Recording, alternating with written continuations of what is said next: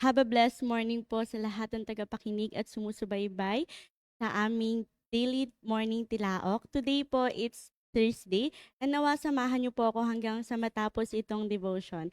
By the way, ako po si Riza Velus from the Sanctuary Church Community Fellowship International. So, samahan niyo po akong basahin ang ating focus verse ngayong umaga sa Isaiah 59 verse 1, NLT version. Listen, the Lord's arm is not too weak to save you, nor is his ear too deaf to hear you call. Let us pray po. Father Lord God, maraming maraming salamat po sa umagang ito. Lord, nawa po tulungan nyo ang speaker po sa umagang ito na ma-share niya po sa bawat isa ang kung ano ba yung nais mong sabihin sa bawat isa, Panginoon, na nawa, Lord, matutunan nila at magkaroon sila ng encouragement sa buhay nila na malaman nila kung paano ka namin naabutin, kung paano kami makakahingi ng tulong sa inyo sa tuwing kami ay nakakaramdam ng pagod, Panginoon. Kaya Lord, manguna ho kayo, bigyan niyo po ng wisdom and knowledge po ang bawat isa sa amin. In Jesus' name we pray, Amen and Amen. Ang title ko po sa umagang ito is, His Silence is Not His Absence. Marami pong times sa buhay ng bawat isa po sa atin, 'di ba, na nafi-feel po natin na abandoned tayo by God. Kasi 'di ba, sometimes po kapag nagpe-pray tayo, parang nothing seems to happen po na kapag yung pinagpe-pray natin, hindi po siya agad-agad nangyayari. And nakakaramdam po tayo noon ng iba't ibang problema po. And we cry po sometimes, struggle, and nagwe-wait po tayo sa kung anong dinidesire natin sa ating Panginoon. And because of that po, may times na naiisip natin na kung ang Lord ba nakikinig pa ba sa akin sa mga problemang pinagdaraanan ko? O kaya naman, meron pa bang Diyos na kasama ko na kapag nananalangin ako is tumutugon sa akin?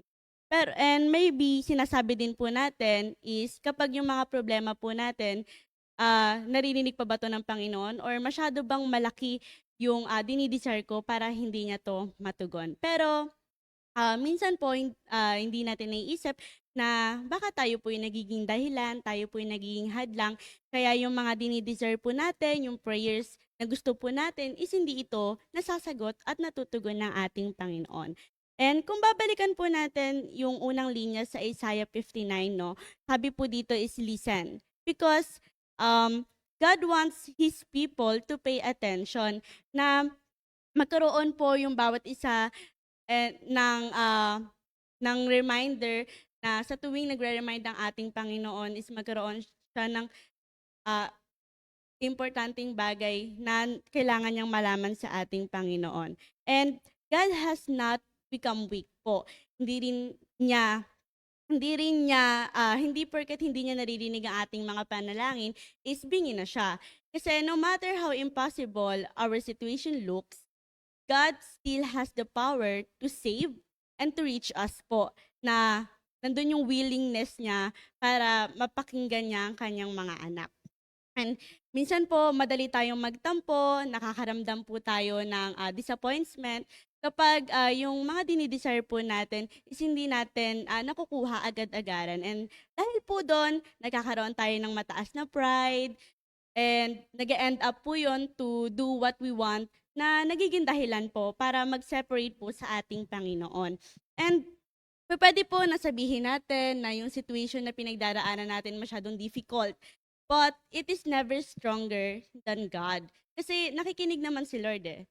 Every time you pray, every time you cry, or every time the silent tear po na nararanasan po ng bawat isa sa atin. Even the prayer po na hindi natin talaga ma-explain na maayos, naririnig po ito ng ating Panginoon. And sometimes po, God may seem silent, but hindi po ibig sabihin nun is hindi niya na tayo naririnig or binabaliwala at ini-ignore na lang tayo ng Panginoon. Kasi kahit na yung ibang tao is walang pakialam sa atin, na hindi nila tayo naiintindihan, ang Panginoon po is naiintindihan tayo. Example po, 'di ba, sa mga parents natin na kapag may mga anak sila na umiiyak, 'di ba, naririnig po nila 'to agad kasi anak po nila 'yon. It seems po sa ating Panginoon na naririnig niya tayo basta't tawagin lamang natin siya. And then remember din po kasi na hindi hindi lagi hindi puwedeng hindi ka marinig ng Panginoon or hindi maabot ng Panginoon. Kasi pupuwedeng kaya gano'n is merong nakakapag-separate sa atin sa ating Panginoon, which is yun yung kasalanan na ginagawa ng bawat tao. And then, pupuwedeng hindi niya alam, pupuwedeng hindi natin alam na mali na pala yun at hindi na yun kalugod-lugod sa ating Panginoon. Kaya kahit na inaabot ka na ng Lord, na pinapakinggan niya na yung mga prayers mo, pero dahil sa mga bagay na ginagawa ng bawat tao, ay hindi ka niya maabot at hindi ka niya marinig. So maybe check yourself po, baka kasi puwedeng may mali na sa ginagawa mo, pero hindi mo lang napapansin. Pero hindi ko naman po sinasabi na yung kasalanan lang natin yung nagiging way. Kasi maybe because God has another plan po sa buhay natin, sa buhay ng family natin, and sa community po natin. Maybe it because po na yung prayer natin is hindi pa time, na still in waiting time pa rin po siya. Dahil hindi pa ito kalooban ng ating Panginoon. And baka no, kasi may gusto pa siyang maayos sa buhay mo. Pupuwedeng hindi niya sagutin yung mga dinidesire mo kasi may gusto pang makita ang ating Panginoon sa buhay mo na pupuwede ka pang mag-grow. And si Lord lang din naman po kasi nakakaalam, kung ano yung best para sa atin. And God's time is always perfect. God is always ready to save us. Lagi niya tayong nililigtas. Gusto niya tayong lagi nire-reach. But we must also be willing to return to Him. Kasi kahit anong ligtas at tulong sa atin ng Panginoon, pero kung hindi naman tayo willing na magparigtas sa ating Panginoon, baliwala lang din po ang lahat. And if God was weak, none of us would still be here today. And kung hindi naririnig ng ating Panginoon ang ating mga prayer, kung nagsistop siya na marinig tayo, siyempre, iniisip po sa atin is wala nang magpe-pray pa, 'di ba po? And the reason we are still here po, kasi merong lumalaban para sa atin. Merong pag-asa na gustong mabigay sa atin ng Panginoon. God is still reaching for us po. And meron po ako ditong 4 things na ibabahagi po sa inyo sa umagang ito. And una po is, keep praying even when answers are delayed. Kasi po, kung magsa-stop lang po tayo sa mga panalangin natin at dinidesire po ng bawat isa sa atin, kung i-stop po natin yung pagtawag sa ating Panginoon dahil lang hindi ito nangyari agad, hindi ito nasagot agad ng Panginoon, syempre po, hindi rin naman wala rin naman pong mangyari kung titigil at lalayo tayo sa ating Panginoon. Mas lalo po itong lalala at kung yung dinidesire mo is talagang mabigat, siyempre ano pa po yung magiging mangyayari kung ihinto po natin yung pananalangin sa Panginoon, yun na nga lang po yung nagiging way para makausap natin siya. Prayer is not only about receiving quick answers. It is also about trusting God's timing. Na yung pagpe-pray po natin sa ating Panginoon, hindi po ito yung dahil gusto lang natin. Hindi ito yung nagpe-pray tayo dahil may kailangan tayo sa ating Panginoon. Ito po, nagsisilbi din kung paano yung faith natin sa Panginoon noon at kung paano din tayo nagtitiwala sa Kanya. Even when nothing seems to change, God is still listening and working behind the scenes. And number 2 po, bring every burden to God. You do not need to hide your pain from Him. Kasi paano po at bakit natin pa itatago yung mga nararanasan natin, yung pain na nararanasan natin, kung kung gusto mo naman na matulungan ka ng Panginoon, bakit pa natin ito itatago sa Kanya? Kung gusto nating magpaabot sa Panginoon, sabihin natin, magpakatotoo tayo sa Kanya. Kasi hindi naman tayo i-judge ng Panginoon 'di ba? Nandito po ang Lord para sa atin, para tulungan tayo. God does not want you to pretend that you are okay. When you are hurting, He invites you to come and honestly before Him. Matagal na tayong inaantay ng Panginoon at tayo na lang yung inaantay niya na mag-reach din sa Kanya na papasukin din natin ang ating Panginoon sa ating mga buhay. Tell Him honestly your fears, struggles, disappointments, and failures. Kasi siya lang po yung makakatulong sa atin sa ating buhay. Siya lang yung makakatulong sa atin na mag-grow tayo kasi hindi naman po natin kayang mag-isa lamang. God is not only present in your victories, He is also near in your broken moments na hindi tayo niya kayang iwan. Nakagaya po sa Israel na kahit ano pong ginawang kasalanan ng Israel sa Panginoon is hindi pa rin po sila iniwan kasi mahal ng Lord at ayun po ang piniling bayan ng ating Panginoon. Number 3 po, return to God wholeheartedly. If there are areas po sa mga kapitbahay, sa community, sa family na nagpupul po para mapalayo ka sa Panginoon, surrender them to Him. Kasi pwede pong sila yung maging dahilan, sila yung maging hadlang para ikaw naman yung ma-separate from God. So, surrender them and then hayaan natin na si Lord naman ang kumilos sa kanilang buhay. Sometimes po kasi yung nagiging reason natin, nafe-feel natin na mag-distant tayo sa Panginoon kasi uh, certain things have slowly taken His place in our hearts na hindi na kayang pumasok ng ating Panginoon sa ating buhay, sa ating puso kasi andyan na yung sin, yung pride, yung distractions, or worldly desires. Kaya hayaan po natin na si Lord yung kumilos para mawala itong mga ito. God is ready to restore anyone who comes back to Him. Kaya po nang sabi ko kanina, tayo na lang po yung inaantay ng Panginoon na handa naman siya sa kahit anumang bagay na gagawin natin. Lastly po, number 4, encourage others with this truth. Kasi merong maraming tao na nawawalan sila ng pag-asa.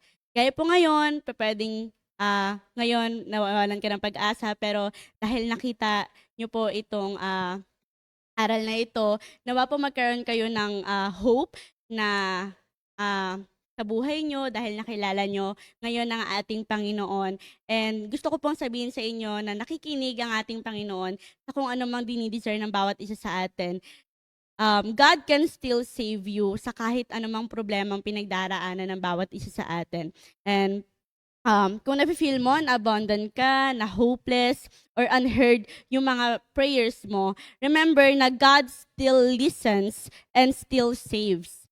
Your words, testimony, and faith can help someone keep believing. So, try to encourage everyone po para magkaroon po ng pag-asa ang bawat isa. So, nandito po ako ngayon sa inyo para kayo naman po yung ma-encourage ko din at matulungan na at sabihin sa inyo na God is still here po sa kahit anumang hamon na pinagdaraanan natin. When life becomes heavy and prayers seem answered, remember po na pwedeng yung the problem is never God's power po sa kung anumang miracle yung kaya niyang gawin. The problem is often that we stop believing, stop praying, and stop drawing near to Him. So, pwedeng maging dahilan po yung paglayo natin sa Panginoon, pagtigil natin sa mga panalangin, pagtulong natin sa ibang tao na makakilala sa Panginoon. Yun yung minsan nagiging dahilan kung bakit akala natin hindi tayo inaabot at naririnig ng ating Panginoon. Do not let your pain convince you that God is absent. Kasi andyan naman always si Lord eh. Minsan nga tayo na lang yung nawawala na parang bula and hindi naman tayo inaano ng Panginoon na talagang sumunod sa Kanya. Pero nandyan pa rin siya always and hinihintay niya tayo. Do not let your failures convince you that God cannot save you anymore. His arm is still strong. His ears are still open. Call on Him today. And lastly po is, patuloy lang po tayong magkaroon ng faith sa Panginoon, patuloy lang tayong mag-trust sa Panginoon kasi hindi naman po natin kayang mag-isa kung tayo lang. Always remember po na inaabot at tinutulungan tayo ng ating Panginoon. And nawa po, magpaabot at hayaan natin na pumasok din si Lord sa ating mga buhay. And samahan niyo po ako na ipanalangin ang pray for the country and elect officials, ang ating prayer focus for today. Pray that God would work mightily in our nation's affairs, bringing renewed hope. Father, Lord God, Heavenly Father, Lord God, Jesus, Lord, we thank you po sa mensahe mo sa umagang ito. Lord, nagpapasalamat po kami sa encouragement, sa hope, sa trust na ibinigay mo po sa bawat isa sa amin, na alam po namin na hindi naman namin to kaya kung kami lang eh. Hindi namin kaya kung sasarilihin lang namin lahat. Kaya Lord, nagpapaabot po kami sa inyo, nananalangin po kami na kayo po yung manguna sa buhay po namin, Panginoon. And Lord, ngayon po patuloy naming naunawaan kung gaano ba at ano ba yung dapat naming gawin para hindi kami ma-distract, hindi kami malayo sa inyo, Panginoon. And Lord God, pinagpipray din po namin ang government, ang namamalhagi po sa aming bansa sa Pilipinas, Panginoon, sa kung anumang korupsyon ang nananaig, Panginoon. Lord, reveal and nawa po kayo po yung tumulong. Kasi Lord, kung puro kami rebuke sa mga leaders, sa government namin dito sa bansang ito, Panginoon, wala naman pang mangyayari. Lord, kaya pinagpipray po namin na tulungan mo sila, na magkaroon sila ng tamang pag-iisip, ng wisdom and knowledge, Lord, na maunawaan din nila kung ano ba yung dapat at tamang gawin, Panginoon. Lalo na, Lord, yung mga taong naniniwala sa inyo, nawa, Lord, patuloy na magkaroon sila ng trust and faith sa inyo, Lord God Jesus. Kaya Lord, tinataas ko na po ang lahat sa inyo, Panginoon. Maraming salamat po sa araw na ito. In Jesus' name we pray. Amen and amen.